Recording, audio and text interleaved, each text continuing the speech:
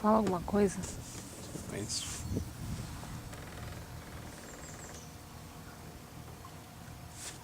Pode prender, pode fechar.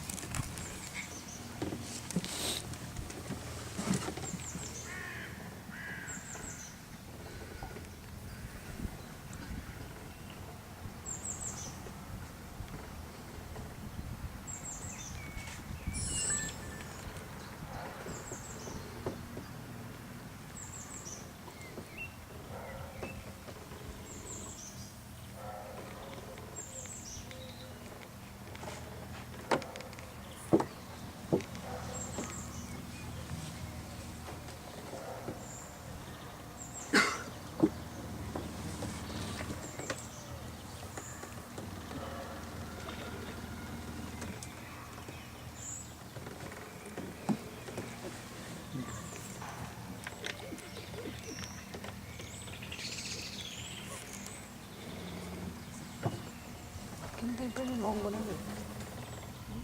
Cadê o clima?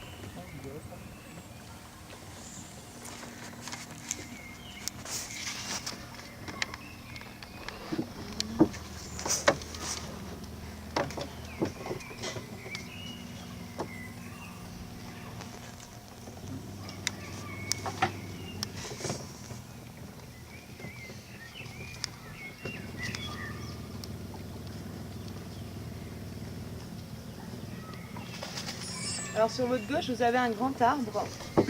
Cet arbre, c'est un séquoia géant d'Amérique. Il a été planté là il y a plus de 170 ans même, pour fêter la naissance du fils de Napoléon III. Alors des arbres comme ça, il y en a planté dans d'autres villes. Un séquoia géant d'Amérique, il peut atteindre les 2000 ans et son tronc les 12 mètres de diamètre. Donc celui-là, il est encore tout petit.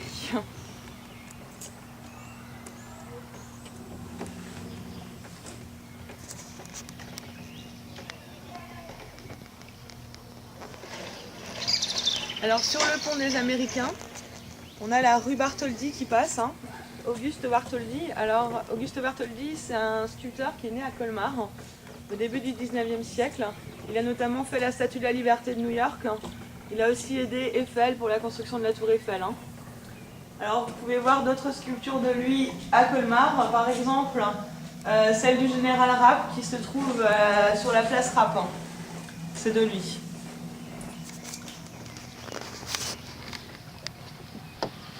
Alors ici, on entre dans un quartier qu'on appelait à l'époque le quartier des millionnaires.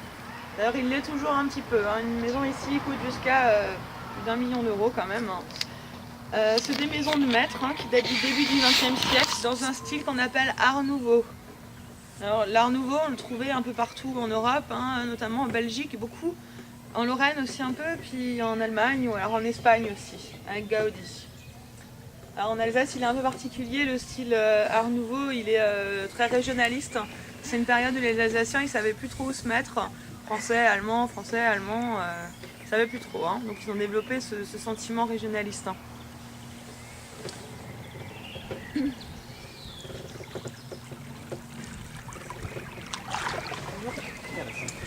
Alors en face de nous, c'est le pont Saint-Pierre. Alors c'est un peu la porte d'entrée de l'ancienne ville de Colmar, de la vieille ville. Alors les maraîchers qui allaient en ville pour apporter leur récolte passaient forcément par ce pont. Et c'est là qu'ils payaient la taxe, l'octroi. Et après le pont sur la gauche, vous pouvez voir une tour entourée de fenêtres jaunes, une sorte de maison jaune. C'est la maison de l'ancien bourreau de Colmar. Alors c'est la maison aussi du bourreau actuel, c'est la maison du dentiste. C'est le bourreau moderne. Alors il faut savoir que les bourreaux ne vivaient jamais en ville, on ne voulait pas les avoir comme voisins, c'était des personnages qui portaient malheur. Donc sa maison est construite à l'extérieur des remparts de la ville. Et après le pont, vous allez voir sur votre droite l'ancien mur d'ensemble de la ville de Colmar. Donc à droite, là, vous avez le mur, et à gauche, la tour du bourreau. Donc c'est un mur qui date du XIIIe siècle. Hein.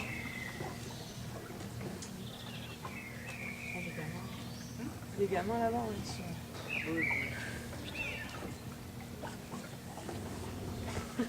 Allez, on y va. Alors, la rivière, elle servait aussi de lavoir géant à l'époque. Vous pouvez voir ces avancées qui vont vers l'eau, par exemple, devant nous sur la droite. Hein, c'est des sortes d'anciens lavoirs. Alors, les gens qui vivaient de part et d'autre de la rivière, ils pouvaient donc faire leur lessive directement dans la rivière, ce qui était plutôt pratique quand même. Hein. Ceux qui vivaient ailleurs dans la ville, ils devaient aller au lavoir public. C'était déjà plus compliqué pour eux. Hein. Vous en avez un autre devant nous sur la gauche, hein, à la voir.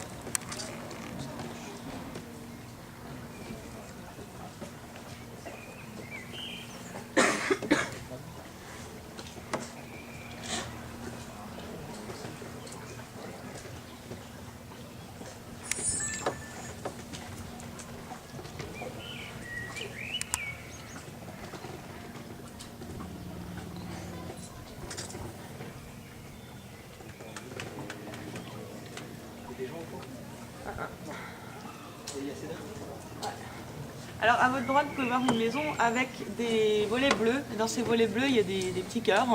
Alors quand on mettait des cœurs comme ça au volet, ça signifiait qu'il y avait une jeune fille à marier dans la maison, une ou plusieurs. Hein. Et une fois que toutes les jeunes filles de la maison étaient mariées, on remplaçait les cœurs, enfin on les transformait en losanges. Le losange était un symbole de prospérité, de bonheur. Vous avez aussi un autre symbole que vous pouvez voir sur certaines maisons, c'est le trèfle à 3 feuilles. On mettait ça sur les commerces qui venaient d'ouvrir hein, pour leur porter chance. C'était pas le trèfle à 4 feuilles hein, à l'époque.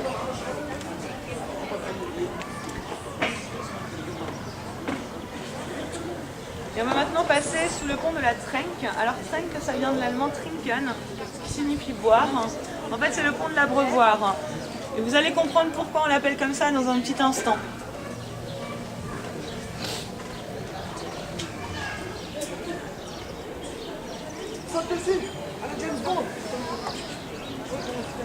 Alors vous pouvez voir sur la droite, là où les gens circulent, on a une avancée qui va vers l'eau en pavé. Alors ça servait d'abreuvoir à l'époque, là on emmenait les bêtes ici pour qu'elles puissent boire, d'où le nom du pont d'ailleurs. Aujourd'hui c'est un abreuvoir pour humains.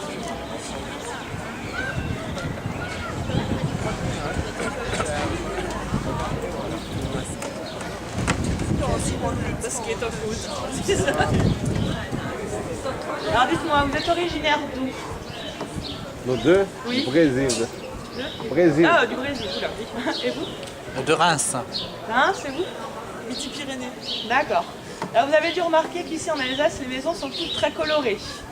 Alors ça remonte au Moyen-Âge. Au Moyen-Âge, l'Alsace est une région allemande. On a 2 religions, on a le catholicisme et le protestantisme. Donc on a 2 couleurs sur les maisons, on a le bleu et le rouge. Le bleu c'est pour les maisons des catholiques en référence à la couleur de la robe de la Vierge Marie. Et le rouge c'est pour les protestants. Alors en 1648, au XVIIe siècle, l'Alsace devient pour la première fois une région française. À ce moment-là, il y a une lutte contre le protestantisme qui est lancée. Et on ne veut plus voir les religions s'afficher sur les façades des maisons. Alors à ce moment-là, on voit d'autres couleurs qui apparaissent, hein, comme le vert par exemple, ou alors le jaune, qui font cette fois-ci référence à la profession des gens. Par exemple, le jaune, c'était la couleur des tanneurs, et le bleu, la couleur des pêcheurs. Et alors, les professions des gens, elles étaient aussi réparties par quartier. Donc là, nous entrons dans le quartier de la poissonnerie. Les gens pêchaient dans la rivière et vendaient directement sur les quais, hein, de part et d'autre de la route finalement. On n'avait que des poissonniers ici. Il faut dire aussi qu'à l'époque, dans cette rivière, on trouvait beaucoup de poissons, beaucoup plus qu'actuellement d'ailleurs. On trouvait de la carpe, on trouvait de la perche, du saumon même, qui remontait depuis la mer du Nord. Sauf qu'aujourd'hui, à cause des écluses, les poissons ne peuvent plus migrer jusqu'ici. Donc on n'a plus que des tout petits poissons, pas forcément bons à manger d'ailleurs. Hein.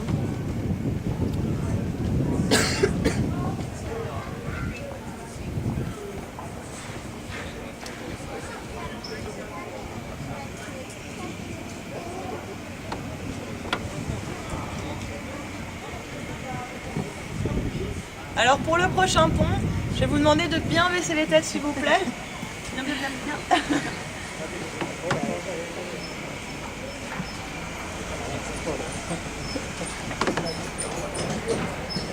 Vou baixar a cabeça aí, ó.